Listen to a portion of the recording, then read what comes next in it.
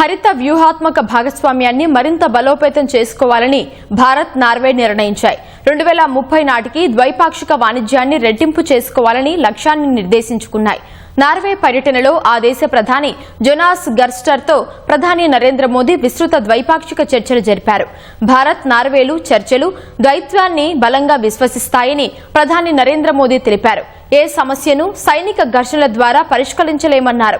Ukraine, పశ్చిమాసియాలో యుద్ధాలు త్వరగా ముగియాలని ఆకాంక్షించారు. ఆయా ప్రాంతాల్లో శాంతి పునరుద్దరణకు జరిగే ప్రయత్నాలకు భారత్ మద్దతిస్తుందని మోదీ స్పష్టం చేశారు. జియాలజీ, ఆరోగ్యం సహా పలు రంగాల్లో సహకారాన్ని విస్తృతపరచుకోవాలని నిర్ణయానికి వచ్చామని తెలిపారు. ఆర్కిటిక్ ప్రాంతంలో భారత్ నిర్వహిస్తున్న హిమాద్రి పరిశోధనా కేంద్రానికి నార్వే అందిస్తున్న మద్దతును మోదీ కొనియాడారు.